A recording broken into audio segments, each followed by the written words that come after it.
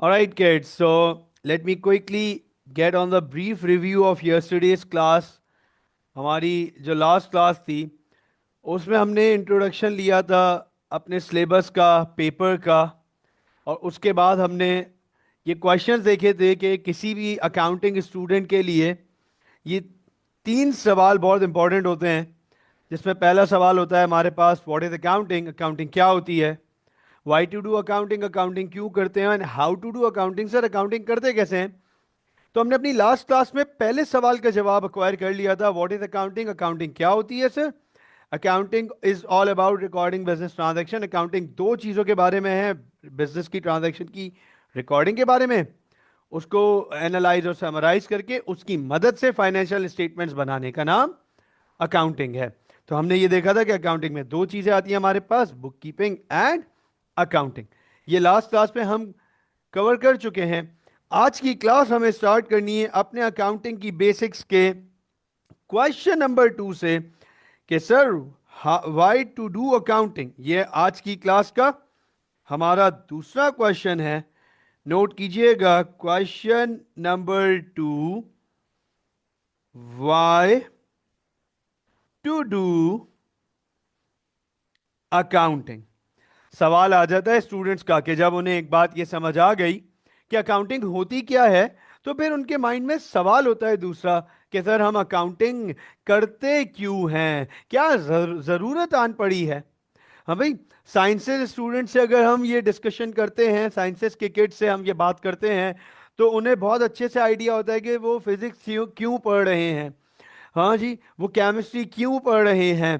Biology तो बहुत हद तक रिलेट, मतलब मेडिकल में जाने से पहले स्टूडेंट को पता होता है, क्योंकि वो हॉस्पिटल का, मेडिकल का, डॉक्टर्स का एक्सपीरियंस इन हैंड कर चुके होते हैं। ठीक है ना। फिर साइंस का भी इन हैंड एक्सपीरियंस उनको नजर आ रहा होता है। साइंटिफिकली हमारे इर्द गिर्द हर चीज साइंस है। तो सवाल आता है कॉमर्स के स्टूडेंट्स का, स्पेशली अकाउंटिंग के स्टूडेंट्स का, कि सर अकाउंटिंग करते क्यों हैं, क्या जरूरत पड़ी है अकाउंटिंग की। तो आज की क्लास में आपका ये सवाल क्लियर होगा, इसका जवाब क्लियर होगा कि अकाउंटिंग क्यों करते हैं। और आज आपको ये भी पता चलेगा, इस जवाब में आपको पता चलेगा, इस सवाल के जवाब में, कि अकाउंटिंग कितनी बड़ी फील्ड है। How important is accounting in today's world, what's the role of accounting in today's world. तो आज आपको पता चल जाएगा थोड़ी देर में क्लास के अंदर कि अकाउंटिंग क्यों की जाती है। Sir why to do accounting. अच्छा, मेरा आपसे एक सवाल है, बहुत सिंपल सा सवाल है। मुझे बताएं, ये जो हम अकाउंटिंग सीखने बैठे हैं, ये जो हम अकाउंटिंग की क्लासेस कंडक्ट कर रहे हैं, क्या ये घर की अकाउंटिंग सीखने बैठे हैं या बिजनेस की अकाउंटिंग सीखने बैठे हैं। Yes please.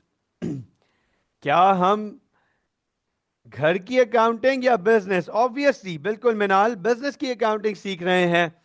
शायान बिल्कुल ऐसे ही है बेटा, बिजनेस की अकाउंटिंग सीखने बैठे हैं, ऐसे ही है ना, परफेक्ट, बिजनेस की अकाउंटिंग सीखने बैठे हैं। तो अब इसका मतलब यह है, गौर से देखिएगा, why to do accounting.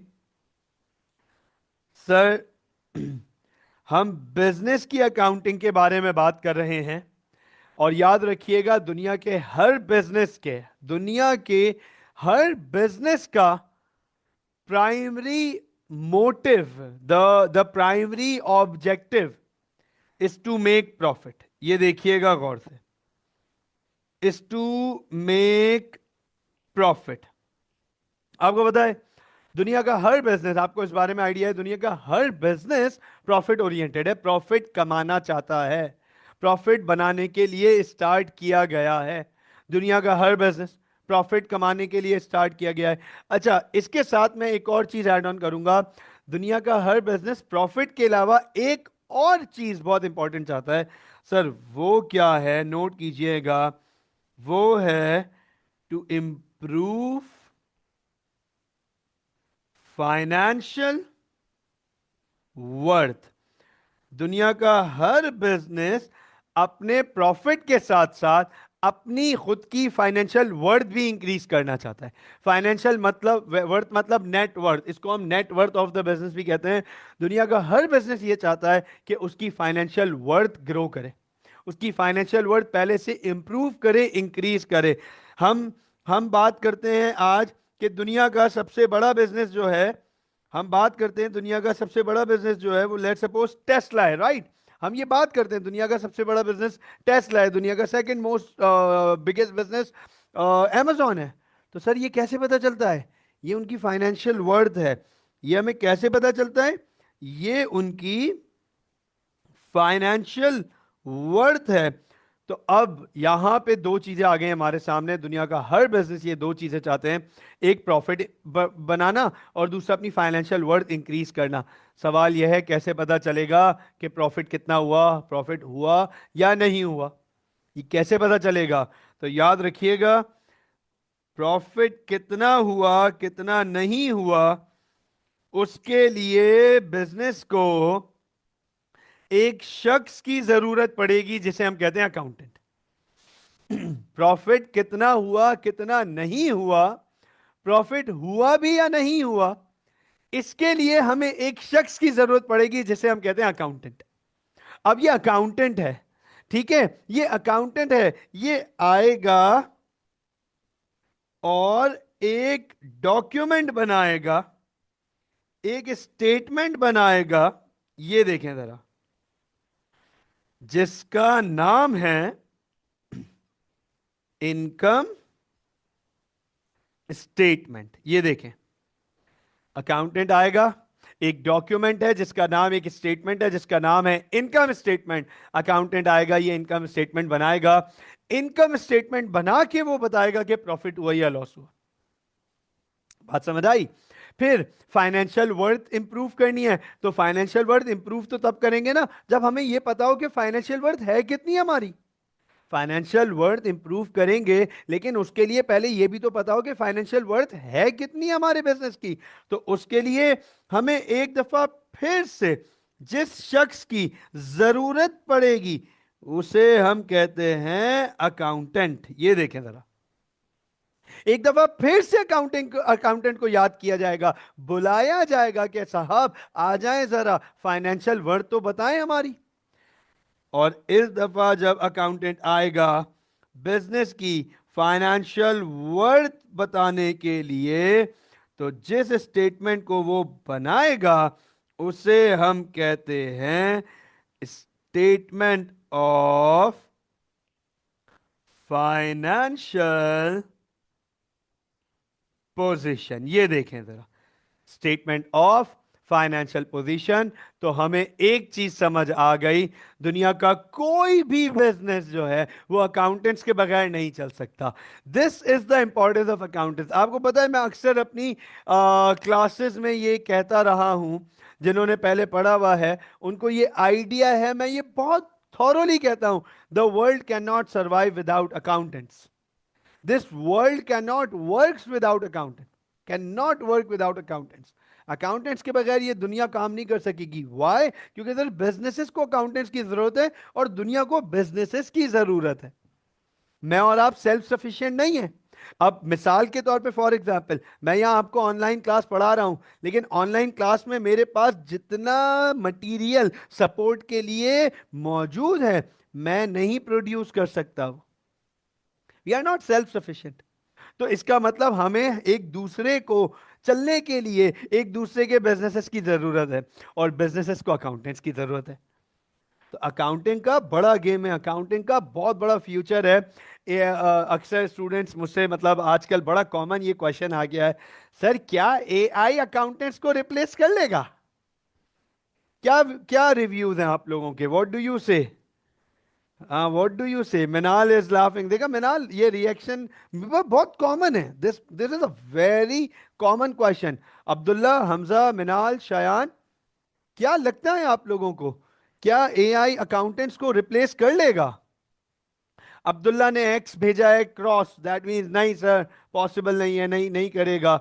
Hamza has also got us say something. Minal is saying, sir, not replace, they'll help us. अच्छा अब्दुल्ला, बाय द वे, उस दिन आपने मुझे मैसेज भेजा था, बेटा चैट है ना एवरीवन के लिए, और ग्रुप चैट अलाउड नहीं है, इंडिविजुअल चैट ओपन है, आप मुझसे चैट कर सकते हैं, मैं आपसे चैट कर सकता हूं, और वही मैं इधर पे रिस्पॉन्स भी देता हूं।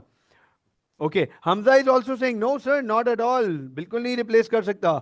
हाँ, मिनाल इज सेइंग कि they will help us, they will not replace, they will help, because errors can not be, errors can be erase through AI. Okay, perfect. तो अब मैं आपको ये बात बताऊं, ये बात बिल्कुल फैक्ट है। ये बात बिल्कुल फैक्ट है कि अकाउंटेंट्स है ना, अकाउंटेंट्स, अब अच्छा देखो, सिर्फ अकाउंटेंट्स की बात नहीं है, किसी भी फील्ड की अगर मैं आज बात करूं तो एआई है ना, सिर्फ उनको रिप्लेस करेगा जो अपने आप को अपडेट नहीं कर रहे, who are not technically updated. AI तो, एआई ने मतलब टेक्निकली अगर देखा जाए तो आर्टिफिशियल इंटेलिजेंस ने तो मेडिकल की फील्ड में भी धमाल मचा दिया है, और ह्यूमन जो वो ये रोबोटिक आर्म्स हैं वो सर्जरीज परफॉर्म कर रहे हैं, बट बट वो robotic arms, they are being controlled by a surgeon back there. तो बेसिकली सर्जन तो है। अब सर्जन ये सोचे कि रोबोटिक आर्म्स आ गए मेरी तो जॉब चली जाएगी, नहीं ऐसा नहीं है। इसी तरीके से अकाउंटेंट्स जो सॉफ्टवेयर्स पे काम नहीं कर रहे, जो रेगुलर अपने आप को अपडेट नहीं कर रहे, जो एआई को अंडरस्टैंड नहीं कर रहे और उसको इनकॉर्पोरेट नहीं कर रहे, वो रिप्लेस हो जाएंगे। लेकिन अकाउंटेंट्स खत्म हो जाएंगे ऐसा नहीं हो सकता कि अकाउंटिंग की फील्ड खत्म हो जाए। तो आज आपको एक बात समझ आ गई कि सर अकाउंटेंट्स बहुत जरूरी हैं। अकाउंटेंट्स दुनिया के हर बिजनेस को चाहिए, दो चीजों के लिए चाहिए, एक प्रॉफिट पता करने के लिए और एक अपने बिजनेस की फाइनेंशियल वर्थ पता करने के लिए।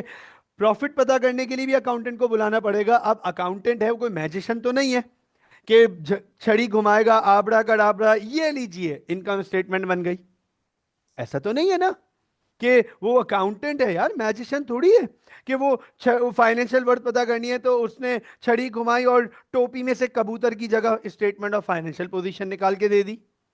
अंडरस्टैंड कीजिएगा, अकाउंटेंट को ये स्टेटमेंट्स बनाने के लिए, ये स्टेटमेंट्स बनाने के लिए, इनकम स्टेटमेंट बनाने के लिए और स्टेटमेंट ऑफ फाइनेंशियल पोजीशन बनाने के लिए, अकाउंटेंट्स को ये स्टेटमेंट्स बनाने के लिए चंद इंफॉर्मेशंस चाहिए। गौर से देखिएगा सर, ये इंफॉर्मेशन क्या है, नोट कीजिएगा। इनकम स्टेटमेंट बनाने के लिए अकाउंटेंट्स को दो इंफॉर्मेशन चाहिए, एक इनकम चाहिए और दूसरी एक्सपेंसेस चाहिए। ये देखें, पता है आपको, इनकम स्टेटमेंट बनाने के लिए अकाउंटेंट्स को दो इंफॉर्मेशन चाहिए, इनकम चाहिए और एक्सपेंसेस चाहिए। Number one income, number two expenses.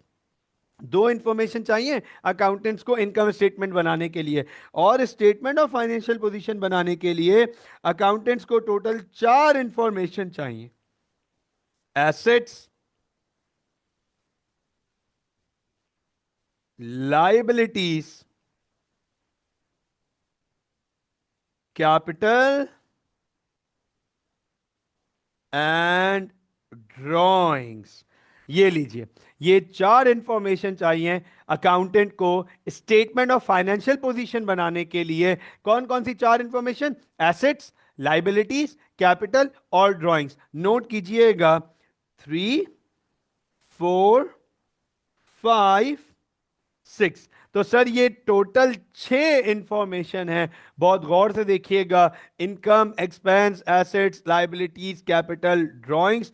Note कीजिएगा, ये जो दोनों स्टेटमेंट्स हैं मैं आपके सामने हाईलाइट कर रहा हूं, income statement and statement of financial position, ये जो दोनों स्टेटमेंट्स हैं इनको हम कहते हैं फाइनेंशियल स्टेटमेंट्स। ये देखिएगा, गौर से देखिएगा, इनको हम कहते हैं फाइनेंशियल स्टेटमेंट्स। नोट कीजिएगा, हमने लास्ट क्लास में ही ये आइडेंटिफाई किया था कि अकाउंटिंग के दो मेन काम हैं, एक बिजनेस की ट्रांजैक्शन की रिकॉर्डिंग और दूसरा फाइनेंशियल स्टेटमेंट्स की प्रिपरेशन। तो देखो, फाइनेंशियल स्टेटमेंट्स लास्ट क्लास से लिंक कर दिया, फाइनेंशियल स्टेटमेंट्स, ये रहे दोनों financial statements, income statement and statement of financial position. ये लीजिए, और ये नोट कीजिएगा, फाइनेंशियल स्टेटमेंट्स बनाने के लिए हमें टोटल 6 इंफॉर्मेशन चाहिए। आपको पता है इन्हें हम कहते हैं 6 नेचर्स ऑफ अकाउंट्स। तो गौर से देखिएगा, ये हमारे सिलेबस का कोर पार्ट हो गया, हमारे इंट्रोडक्शन के पहले चैप्टर में आ गया 6 नेचर्स ऑफ अकाउंट्स। मुझे बताएं क्या यहां तक क्लैरिटी है? Yes please give me a thumbs up, या फिर मैसेज के थ्रू मुझे बताइएगा, इज दिस क्लियर? यहां तक क्लैरिटी है? यहां तक क्लियर है? Shayan, Abdullah? All right, perfect, perfect, perfect. So moving on towards the next topic. ये देखें, सिक्स नेचर्स ऑफ अकाउंट्स है हमारा। तो हमें ये समझ आ गया why to do accounting, accounting क्यों करते हैं। अब हम आगे चलते हैं अपने नेक्स्ट टॉपिक की तरफ, which is six natures of accounts. ये हमारा सिक्स नेचर्स ऑफ अकाउंट्स हमारा अगला टॉपिक है। इंट्रोड्यूस कर रहा हूं मैं आपके सामने।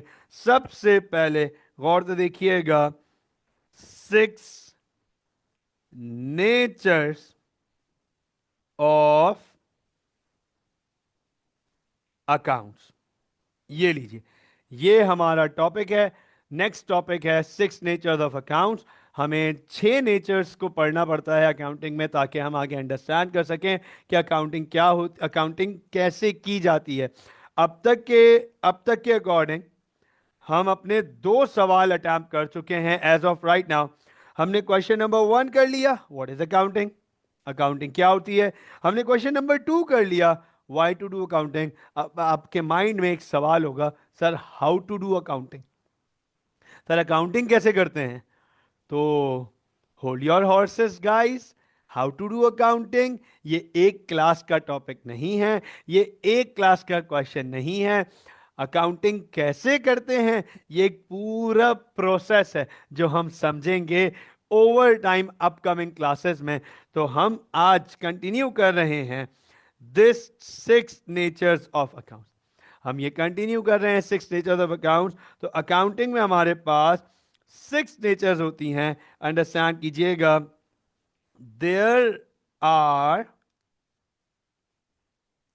Six nature of accounts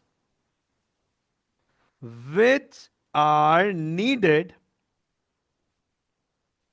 to be understood to understand how to do accounting। ये देखें, अकाउंटिंग कैसे करते हैं सर, उसे अंडरस्टैंड करने के लिए आपको पहले सिक्स नेचर्स पता होनी चाहिए। आपको सिक्स नेचर्स की अंडरस्टैंडिंग होनी चाहिए। तो सबसे पहली नेचर जो हमारे पास आ जाती है सिक्स नेचर्स में से, नंबर वन सर, वो है एसेट्स। सबसे पहली नेचर जो आ जाती है हमारे पास अकाउंटिंग में, वो आ जाती है एसेट्स। बहुत इंपॉर्टेंट सवाल आ जाता है स्टूडेंट्स का कि सर ये एसेट्स क्या होते हैं, व्हाट आर एसेट्स। बड़ा इंपॉर्टेंट सवाल आ जाता है स्टूडेंट्स का कि सर व्हाट आर एसेट्स या व्हाट इज एसेट, ये एसेट क्या होता है। सर ये वर्ड हमने अपनी लाइफ में बहुत सुना है, अपने इर्द गिर्द बहुत सुना है, लेकिन सर ये एसेट होता क्या है, कहते किसे हैं। अंडरस्टैंड कीजिएगा, बहुत सिंप्लीफाइड मैनर में मैं इसे एक्सप्रेस करने जा रहा हूं। एसेट्स क्या होते हैं, गौर से देखिएगा। दीज आर द, इस वर्ड पे फोकस कीजिएगा, इस वर्ड पे फोकस कीजिएगा जो मैं हाईलाइट करने जा रहा हूं, इस वक्त लिखने जा रहा हूं। These are the resources to be used in the business with a monetary value। Sir assets क्या हैं, रिसोर्सेज हैं, बहुत सिंपल। एसेट्स क्या हैं, resources, one word resources, one word resources. Assets क्या हैं, रिसोर्सेज, क्या करना है, उनको यूज करना है। रिसोर्सेज जो हम बिजनेस में यूज करेंगे, रिसोर्सेज जो हम बिजनेस में यूज करेंगे, जिसकी कोई मॉनेटरी वैल्यू भी है और उसकी कोई मॉनेटरी वैल्यू भी है। तो अंडरस्टैंड कीजिएगा, these resources can have different life and can be provided by either owner और someone other than the owner. Note कीजिएगा, very simple part. Sir assets क्या हैं? वो रिसोर्सेज जो कि हम बिजनेस में यूज करेंगे। एसेट्स क्या हैं? वो रिसोर्सेज जो कि बिजनेस में हम यूज करेंगे, जिसकी कोई मॉनेटरी वैल्यू है। ये रिसोर्सेज की अलग अलग लाइफ हो सकती है। कुछ रिसोर्सेज ऐसे होते हैं जिनकी लाइफ शायद 8 दिन, 10 दिन, 5 दिन, 4 दिन, 6 दिन हो। कुछ एसेट्स ऐसे भी होंगे जिनकी लाइफ 1 साल, 2 साल, 3 साल हो। कुछ एसेट्स ऐसे भी होंगे जिनकी लाइफ 10 साल, 15 साल, 20 साल, 50 साल हो। अलग अलग लाइफ होंगी एसेट्स की। और ये एसेट्स है ना, या तो ओनर प्रोवाइड कर सकता है या ओनर के अलावा कोई भी बिजनेस को प्रोवाइड कर सकता है। दो कैटेगरीज बनती है हमारे पास। Assets provided by the owner, assets provided by the owner, and assets provided by someone other than the owner. अब someone other than the owner में कोई भी आ सकता है ओनर के अलावा, ओनर के अलावा। अब मैं आपसे एक एग्जांपल रेस करता हूं, बहुत बेसिक सी एग्जांपल रेस करने जा रहा हूं। हाँ भाई, जिन्होंने अकाउंटिंग पहले मुझसे पढ़ी हुई है, they already know a very famous example. गौर से देखिएगा, प्लीज नोट कीजिएगा। ओवर हेयर, ओवर हेयर मैं आपके सामने, ऑलराइट, एक बिजनेस के बारे में डिस्कशन करने जा रहा हूं कि एक बिजनेस स्टार्ट कर रहे हैं, लेट सपोज हम, और उसका नाम है,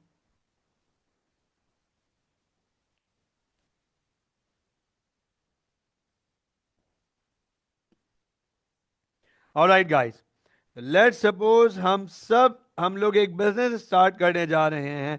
अज्यूम करते हैं ए एस स्मार्ट, हाँ yes please, Minal remember A S smart है ना? ए एस स्मार्ट हम स्टार्ट करने जा रहे हैं। वर्ल्ड रीनो ना, अक्खा अखे कराची में world famous, right? A S smart पूरे कराची में वर्ल्ड फेमस।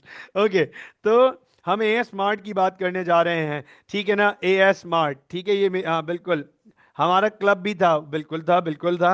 वो हमारा नहीं था, बुड्ढों का था। ओके, चले आगे चलते हैं, ए एस स्मार्ट की बात करते हैं। ऑलराइट गाइस, अंडरस्टैंड कीजिएगा। अब लेट सपोज मैं ये एक मार्ट स्टार्ट करने जा रहा हूँ, मैं एज अ बिजनेस ये एक मार्ट स्टार्ट करने जा रहा हूँ, ए एस मार्ट। मुझे बताएं, क्या मुझे मार्ट चलाने के लिए, मार्ट बनाने के लिए, बिजनेस चलाने के लिए, बिजनेस स्टार्ट करने के लिए रिसोर्सेज चाहिए होंगी? क्या मुझे बिजनेस चलाने के लिए, बिजनेस स्टार्ट करने के लिए रिसोर्सेज चाहिए होंगी? है ना? हमजा कह रहे हैं यस सर, बिल्कुल चाहिए होंगी।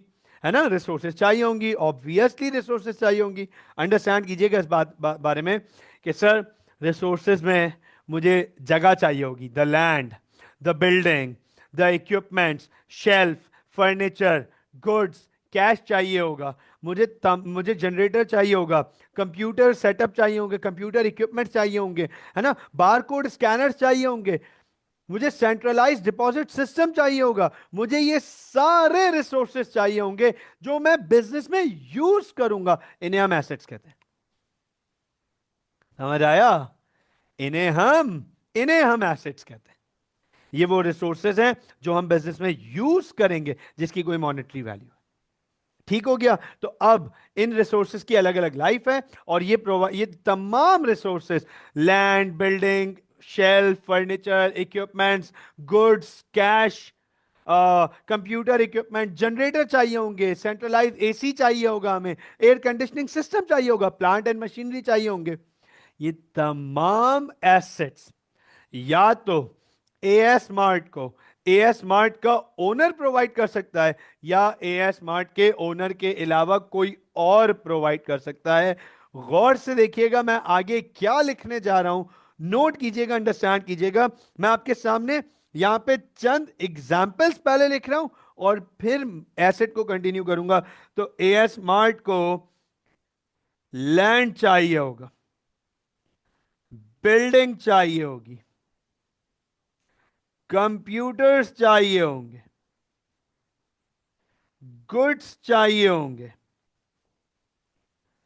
कैश चाहिए होगा, प्लांट एंड मशीन्स चाहिए होंगी, एंड एक्सेट्रा एक्सेट्रा एक्सेट्रा। ये तमाम एसेट्स, ये तमाम रिसोर्सेस एएस स्मार्ट को चाहिए। मैं आगे यहां पर एक स्टैटिक लिख रहा हूं, नोट कीजिएगा। Assets can be further divided into two main categories. ये देखें जरा, पता है एसेट्स को हम फर्दर दो मेन कैटेगरीज में डिवाइड कर सकते हैं। Assets can be divided into two main categories. Number one, हाँ जी अब्दुल्ला, अब्दुल्ला बता सकते हैं क्या है, कौन कौन से एसेट्स हैं? एसेट्स को किन दो कैटेगरीज में डिवाइड करते हैं? Any idea? Shayan, Minal, Hamza. Yes please.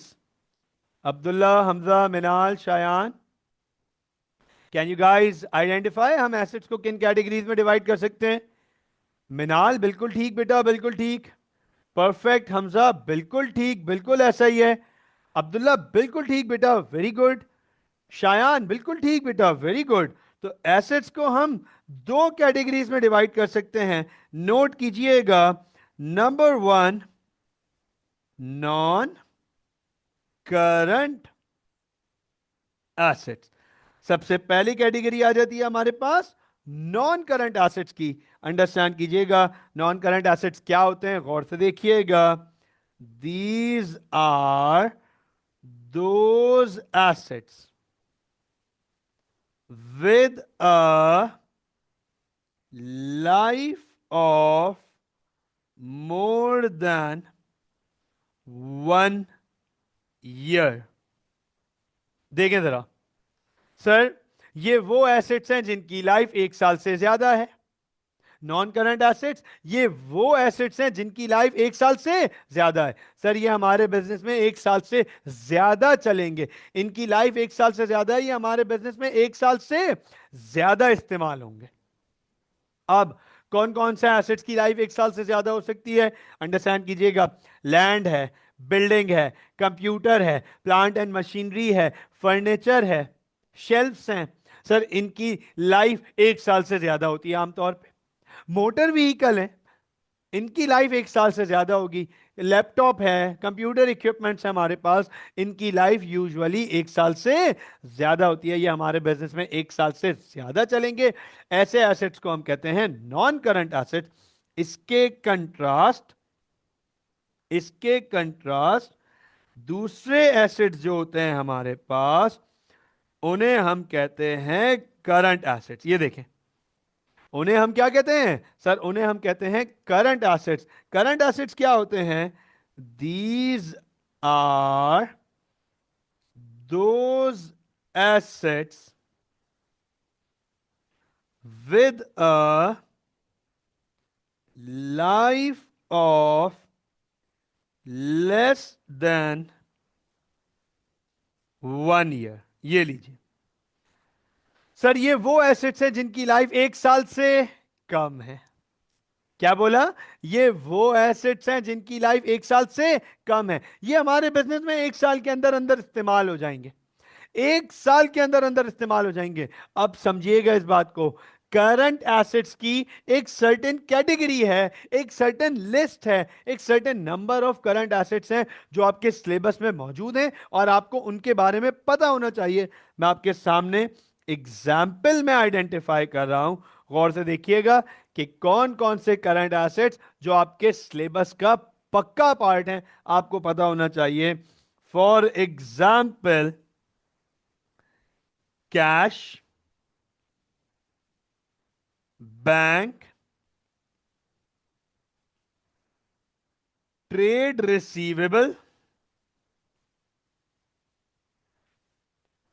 Other receivable and inventory. ये लीजिए सर, ये 5 करंट एसेट्स आपके सिलेबस का पक्का पार्ट हैं, ये आपको पता होना चाहिए। Sir cash, bank, trade receivable, other receivable and inventory. मैं अभी एज ऑफ राइट नाउ मैं कैश और बैंक पे फौरन बात कर लूंगा, अभी राइट नाउ मैं कैश और बैंक पे फौरन बात कर लूंगा। लेकिन ये जो है ना, ये ट्रेड रिसीवेबल, ये अदर रिसीवेबल और ये इन्वेंट्री, हम with the passage of time आने वाली क्लासेस में इन सब को डिटेल में अंडरस्टैंड करते हैं। With the passage of time ये सारी चीजें कवर होती हैं। मैं आज कैश और बैंक की बात करता हूं। अंडरस्टैंड कीजिएगा, कैश बिजनेस का बहुत बड़ा रिसोर्स है। बैंक में भी कैश ही पड़ा हुआ होता है, बस फर्क यह है कि वो कैश इन हैंड नहीं होता, वो कैश एट बैंक होता है। तो दोनों में बहुत मामूली सा फर्क है। बैंक में भी कैश ही मौजूद होता है, तो इसीलिए आपने अक्सर देखा होगा कि इसको हम फुल फॉर्म में कहते हैं cash in hand and cash at bank. ये दोनों हमारे बिजनेस के बड़े इंपॉर्टेंट रिसोर्स हैं। इनकी मदद से हम बिजनेस में बहुत सारी एक्टिविटीज परफॉर्म कर रहे होते हैं, तभी इसे हम यूज कर रहे होते हैं, और इसकी लाइफ 1 साल से कम होती है। बल्कि आज के दौर में अगर देखा जाए तो कैश की लाइफ 1 साल तो छोड़ दे सर, 1 घंटे भी नहीं होती, आने से पहले ही निकल जाते हैं। वो मेरी नानी कहती हैं, हाँ मेरी नानी हमेशा से कहती हैं, ये डायलॉग उनका बड़ा फेमस है कि पैसा पहिया लगा कर आता है अपने साथ। Is that right? वैसे बाय द वे, पैसा पहिया लगा कर आता है अपने साथ, हाँ रुकेगा नहीं, फौरन निकल जाएगा। ऐसी है ना? तो अब आप अंडरस्टैंड कीजिएगा इस बात में। हाँ, हमजा कह रहे हैं yes sir, I 100% agreed with your नानी, राइट।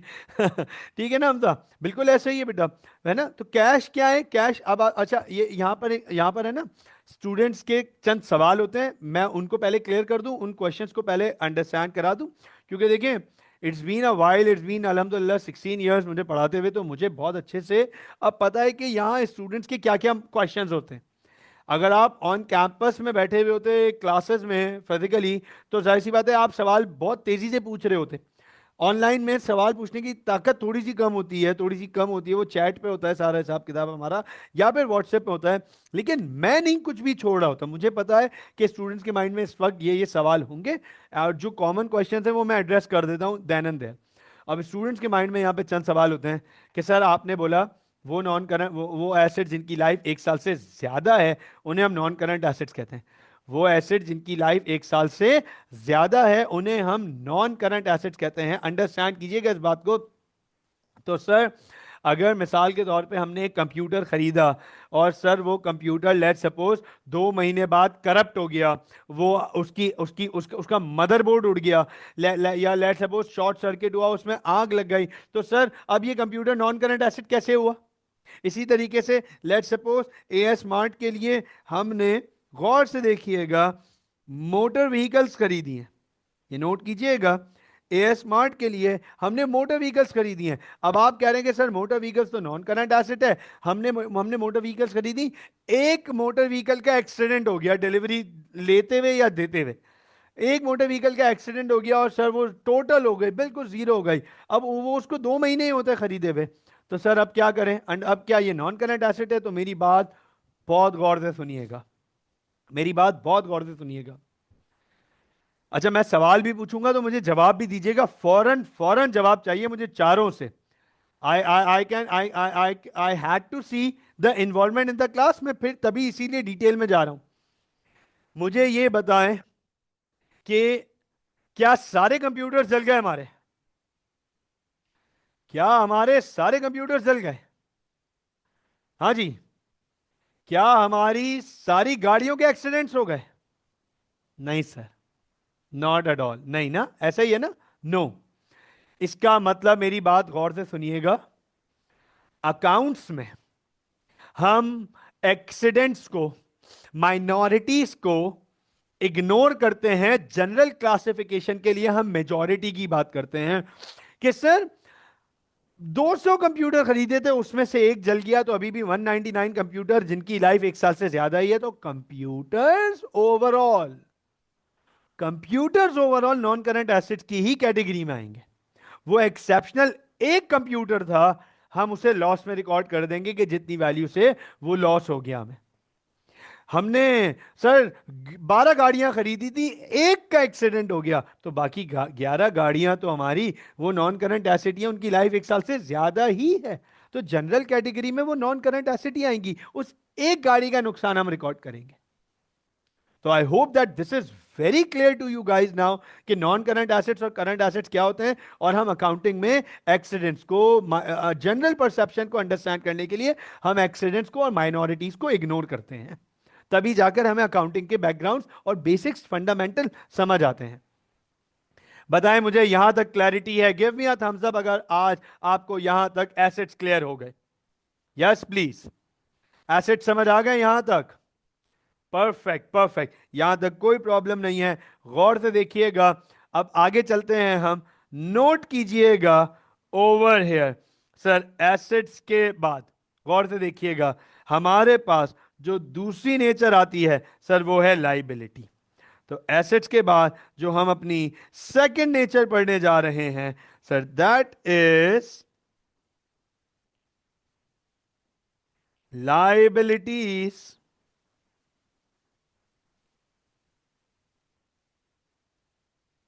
लाइबिलिटीज, बड़ा इंपॉर्टेंट सवाल आ जाता है स्टूडेंट्स का। सर लाइबिलिटीज क्या होती हैं? सर इस ये लाइबिलिटीज किस बला का नाम है? सर ये तो नाम ही इतना अजीब सा है, लाइबिलिटीज। तो लाइबिलिटीज पता है क्या होती हैं? बहुत आसान अल्फाज में बात करूंगा लाइबिलिटीज की, गौर से देखिएगा। दीज आर द अमाउंट्स, ये देखें, दीज आर द अमाउंट्स, ये वर्ड पे फोकस कीजिएगा, owing. These are the amounts owing by the business. ये देखें, these are the amounts owing by the business. ये वो अमाउंट्स हैं जो बिजनेस ओ करता है, which are bound to be paid back. Sir ये वो अमाउंट्स हैं जो बिजनेस ओ करता है, बिजनेस को वापस करनी है, कुछ भी कर लो बिजनेस को वापस करनी, अमाउंट्स ओ करता है। सवाल ये आ जाता है कि सर ये अमाउंट्स बिजनेस ओ क्यों करता है, कैसे करता है? अंडरस्टैंड कीजिएगा, these usually arises when resources are provided by someone other than the owner। देखिए जरा क्या लिखा है। सर ये वो अमाउंट्स हैं जो बिजनेस ओ करता है, बिजनेस के ऊपर वर्ड लाइबिलिटी निकला है वर्ड लायबल से, और लायबल का मतलब है वापस करना है, बाउंड टू पे बैक। तो ये वो अमाउंट्स हैं जो business is bound to be paying back these amounts. और ये यूजुअली कब होती हैं? लाइबिलिटीज कब होती हैं? लाइबिलिटीज तब होती हैं यूजुअली जब रिसोर्सेज बिजनेस को ओनर के अलावा कोई और प्रोवाइड कर रहा होता है, someone other than the owner. when resources are actually provided by someone other than the owner, हम उन्हें liabilities कहते हैं। हम उन्हें क्या कहते हैं?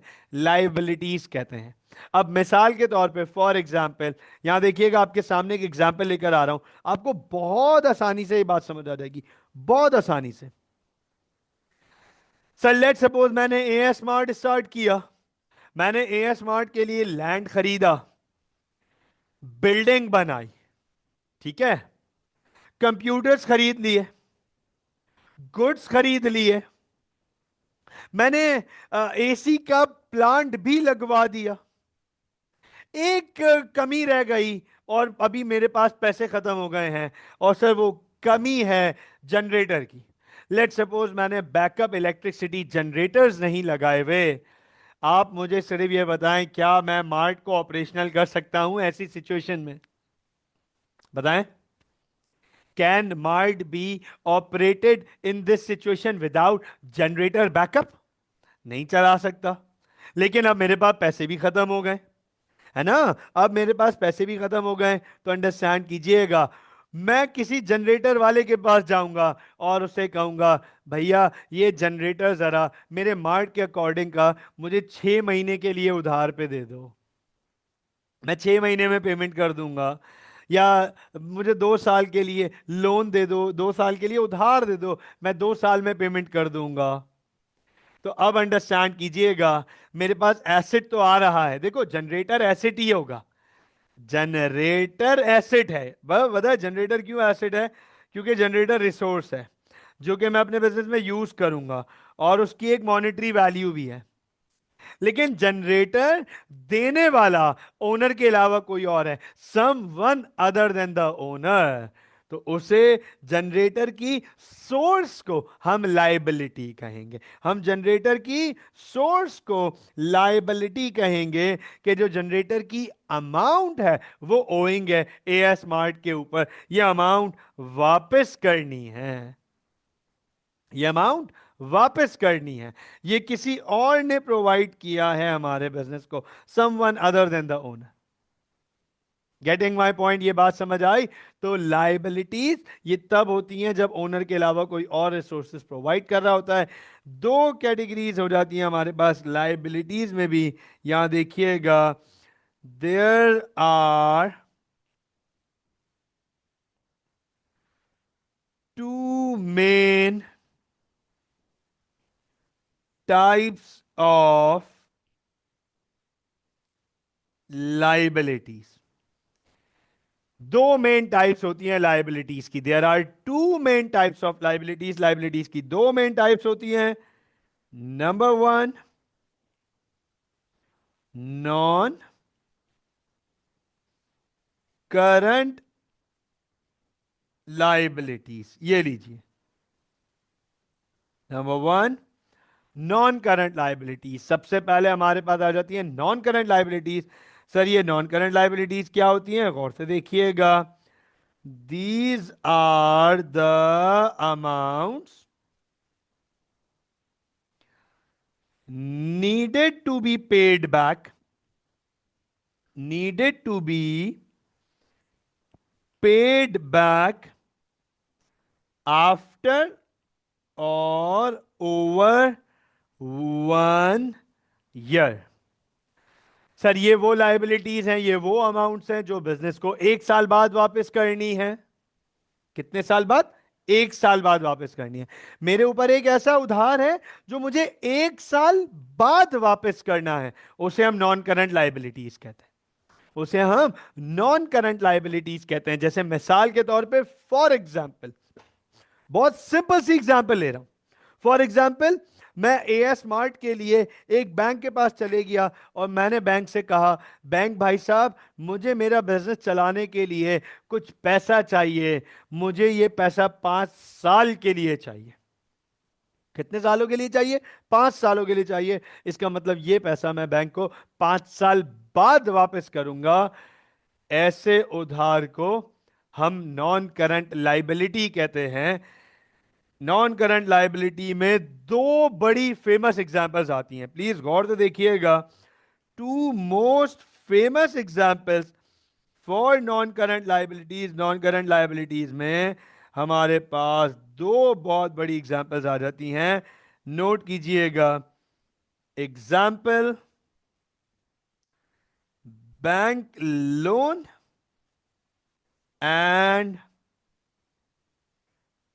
डिबेंचर्स। ये लीजिए, दो बहुत बड़ी एग्जांपल्स आ जाती है हमारे पास, बैंक लोन एंड डिबेंचर्स। ये दो एग्जांपल्स होती है हमारे पास नॉन करंट लाइबिलिटीज में, जो आपके सिलेबस का पार्ट है। Okay, Hamza has a question to ask, मैं दे पढ़ लेता हूं। Sir, resources will always be called assets without considering how was it bought. Exactly exactly exactly. जैसे मिसाल के तौर पे, सिंपल सी बात है, बैंक के पास गया, मैंने लोन लिया, उस लोन के थ्रू मैंने कंप्यूटर्स खरीदे, उस लोन के थ्रू, तो कंप्यूटर एसेट ही है, कंप्यूटर एसेट ही है, क्योंकि वो मेरे लिए रिसोर्स है, मैं उसे यूज करूंगा। हां, अब सवाल ये आ जाता है, सवाल ये आ जाता है कि सर ये एसेट प्रोवाइड कौन कर रहा है, एसेट की सोर्स कौन है? तो एसेट की सोर्स लाइबिलिटी है, एसेट की सोर्स लाइबिलिटी है। हमें एसेट जो मिला है वो लाइबिलिटी के थ्रू मिला है। हम ये नहीं कहेंगे कि कंप्यूटर लाइबिलिटी है, हम ये नहीं कहेंगे कि जनरेटर लाइबिलिटी है, नहीं। कंप्यूटर और जनरेटर ये दोनों हमारे एसेट्स हैं, हम बिजनेस में इस्तेमाल कर रहे हैं, यूज कर रहे हैं, लेकिन उनकी सोर्स लाइबिलिटी है। यस प्लीज, ये बड़ा अच्छा सवाल था हमजा का, और ये सवाल बहुत कॉमनली स्टूडेंट्स की तरफ से पूछा जाता है। तो बताएं जरा अब्दुल्ला, हमजा, मिनाल, शायान, यहां तक क्लैरिटी है बेटा? Is this clear? यहां तक सारी बात समझ आई हुई है आप लोगों को? नॉन करंट लाइबिलिटीज में तो कोई प्रॉब्लम नहीं है? यहां तक क्लैरिटी है? Okay Shayan, okay Minal, okay Hamza. What about Abdullah? Abdullah आपका रिस्पॉन्स नहीं आया बेटा। यहां तक क्लैरिटी है? Give me a thumbs up अगर यहां तक चीजें क्लियर हैं। तो हम आगे चलते हैं अपनी सेकंड टाइप ऑफ लाइबिलिटी पे। Alright, moving on towards the second type of liability. पहली थी नॉन करंट लाइबिलिटी, सर दूसरी है हमारे पास करंट लाइबिलिटीज। ये लीजिए, दूसरी है हमारे पास करंट लाइबिलिटीज। अब सर करंट लाइबिलिटीज क्या होती हैं, अंडरस्टैंड कीजिएगा। These are the amounts needed to be paid back under or within 1 year. ये देखें, ये वो अमाउंट्स हैं जो हमें 1 साल के अंदर अंदर वापस करनी है। क्या? ये वो अमाउंट्स हैं जो हमें 1 साल के अंदर अंदर वापस करनी है। ये वो उधार है जो 1 साल के अंदर अंदर वापस करने हैं। इधर हमारे पास बड़ी फेमस एग्जांपल्स आ जाती हैं। 3 बहुत फेमस करंट लायबिलिटीज आपके सिलेबस का पार्ट हैं। पहला है बैंक ओवरड्राफ्ट, दूसरा है ट्रेड पेबल, और तीसरा है अदर पेबल। अच्छा, अब आप जरा गौर से देखें, अगर आप करंट एसेट्स की एग्जांपल्स को देखेंगे करंट लाइबिलिटीज से, तो काफी हद तक मिलती जुलती हैं। वहां कैश बैंक के साथ ट्रेड रिसीवेबल और अदर रिसीवेबल थे, यहां ट्रेड पेबल और अदर पेबल है। ठीक है, तो 3 करंट लायबिलिटीज बड़ी फेमस आपके सिलेबस का पार्ट है, bank overdraft, trade payable, other payable. Once again, जैसे मैंने आपको वहां पे अभी ट्रेड रिसीवेबल, अदर रिसीवेबल और इन्वेंट्री नहीं पढ़ाया, मैंने आपको आज सिर्फ कैश और बैंक वहां पढ़ाया है, ऐसे ही मैं आज आपको यहां बैंक ओवरड्राफ्ट पढ़ा दूंगा। लेकिन ट्रेड पेबल और अदर पेबल ये हम आगे की क्लासेस में अंडरस्टैंड करेंगे। सवाल आ जाता है स्टूडेंट्स का कि sir what is bank overdraft? अच्छा, बैंक ओडी, इसको हम शॉर्ट फॉर्म में ओवरड्राफ्ट को बैंक ओडी भी कहते हैं। दोनों एक ही जैसे लग रहे हैं, मेरी राइटिंग को क्या हो गया भाई? ओ और डी दोनों एक ही जैसे लग रहे थे। Bank O D, I guess अब बेहतर है ना? सब सवाल आ जाता है स्टूडेंट्स का कि सर बैंक ओवरड्राफ्ट क्या होता है? One liner description, only one liner description, where we withdraw amount in excess of what is available in our bank account. ये देखें, वो अमाउंट जो हमारे बैंक में मौजूद है, जो हमारे बैंक अकाउंट में मौजूद है, अगर हम उससे ज्यादा विड्रॉ कर लेते हैं तो जो ऊपर अमाउंट निकाली है उसे हम बैंक ओवरड्राफ्ट कहते हैं। बैंक ओवरड्राफ्ट, एक बात अंडरस्टैंड कर लीजिएगा, ये कभी भी हार्ड कैश फॉर्म में नहीं होता, ये हमेशा पेमेंट फॉर्म में होता है। मतलब मिसाल के तौर पे फॉर एग्जांपल लेट सपोज कि मेरे पास लेट सपोज या अब ये मीजान बैंक का एटीएम कार्ड है, और लेट सपोज मेरे पास अगर बैंक अकाउंट में लेट सपोज मिसाल के तौर पे 10,000 रुपए मौजूद हैं। लेट सपोज मेरे पास 10,000 रुपए मौजूद हैं और मैं जाऊं एटीएम में और एटीएम से 15,000 रुपए निकालने की कोशिश करूं, ये सोच के कि बैंक मुझे 5,000 का ओवरड्राफ्ट दे देगा, तो ये नहीं होगा। बैंक आपको कैश फॉर्म में ओवरड्राफ्ट नहीं देगा। और सवाल आ जाता है सर फिर किस फॉर्म में होता है ओवरड्राफ्ट? याद रखिएगा, पेमेंट फॉर्म में। लेट सपोज मेरे बैंक अकाउंट में 10,000 रुपए पड़े हुए हैं, मैंने चेक दिया हुआ है 15,000 रुपए का।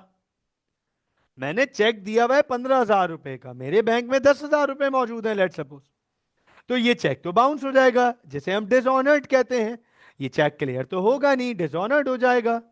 तो अब मुझे बैंक को इन्फॉर्म करना पड़ेगा, प्रायर इन्फॉर्म करना पड़ेगा। मैनेजर से रिलेशंस अच्छे होंगे, बैंक से अच्छे रिलेशन होंगे, मैं बैंक का पुराना कस्टमर होऊंगा, बैंक में मेरा एक अच्छा बड़ा अकाउंट मेंटेन हुआ है, तो मैं बैंक को इन्फॉर्म करूंगा, देखें भैया मेरा आज का एक चेक है 15,000 रुपए का, 5,000 रुपए शॉर्ट हैं, आप ओवरड्राफ्ट करके चेक क्लियर कर दीजिएगा, ताकि चेक डिसऑनर्ड ना हो। चेक डिसऑनर्ड होने पे पहली चीज, सबसे पहली चीज, मेरी मार्केट में बदनामी होगी, मेरा उस शख्स के साथ रिलेशन खराब हो जाएगा। और दूसरी सबसे बड़ी चीज, अब कानून में एफआईआर मौजूद है। डिसऑनर चेक की अनबेलेबल एफआईआर है 6 वीक्स की, 6 हफ्ते की अनबेलेबल एफआईआर। तो अगर चेक बाउंस हो गया, डिसऑनर्ड हो गया, तो मेरे लिए तो एक प्रॉब्लम है ना। तो मैं बैंक को बोलूंगा देखें भैया ये चेक जाने दीजिए, मैं आपको चंद थोड़े ही टाइम में पे ऑफ कर दूंगा। बैंक ओवरड्राफ्ट ये करंट लाइबिलिटी है। तो बताएं मुझे गाइस, यहां तक क्लैरिटी है? Is that clear? Yes please. क्या आज की क्लास के टॉपिक समझ आ गए? क्या आज की क्लास के कंटेंट सारा समझ आ गया? कोई प्रॉब्लम तो नहीं?